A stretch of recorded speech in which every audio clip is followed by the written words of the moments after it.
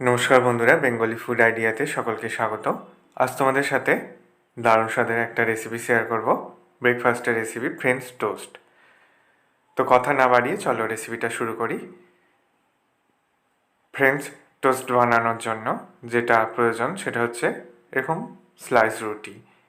আমি 3টে স্লাইস রুটি নিয়েছি, রুটির ধারের অংশগুলো কেটে নিয়েছি। স্লাইস রুটির ধারের অংশগুলোকে কেটে বাদ দিয়ে একটা পাত্রের মধ্যে আমি একটা ডিম ফাটিয়ে নিয়েছি, আর তার মধ্যে অল্প একটু লিকুইড দুধ দিয়ে দিলাম। এবার ডিমের সাথে এই লিকুইড দুধটাকে ভালো করে ফেটিয়ে নেব। তোমরা চাইলে এখানে 2 বা 3টে ডিমও ব্যবহার করতে পারো, তবে আমি এখানে একটা ডিমই ব্যবহার করেছি, তাহলেও এই ফ্রেঞ্চ টোস্টটা সুন্দর হবে। ভালো করে ফেটিয়ে নেওয়ার পর এবার প্রত্যেকটা স্লাইস রুটি এইভাবে এই ব্যাটারের মধ্যে ডুবিয়ে নিতে হবে। দেখো, এপিট ওপিট করে ভালো করে ডুবিয়ে নিচ্ছি।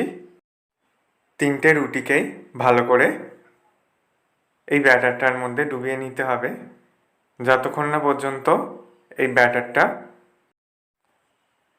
রুটিগুলোর মধ্যে অ্যাবজর্ব হচ্ছে, ততক্ষণ পর্যন্ত এটাকে রেখে দেব।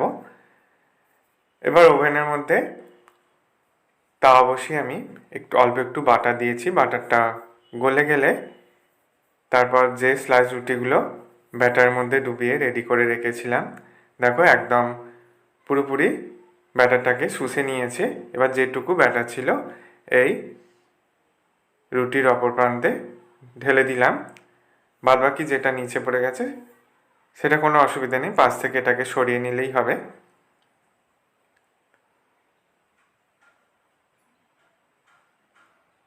এবার এই টোস্টের 2 পিঠই ভালো করে ভেজে নিতে হবে। দেখো, আমি রুটির 2 পিঠই ভালো করে ভেজে নিয়েছি। এবার এটাকে নামিয়ে নেব। ফ্রেঞ্চ টোস্ট রেডি হয়ে গেছে।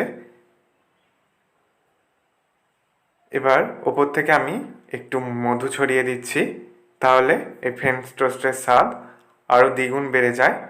তোমাদের কেটেও দেখিয়ে দিচ্ছি, দেখো কতটা সুন্দর স্পঞ্জি হয়েছে।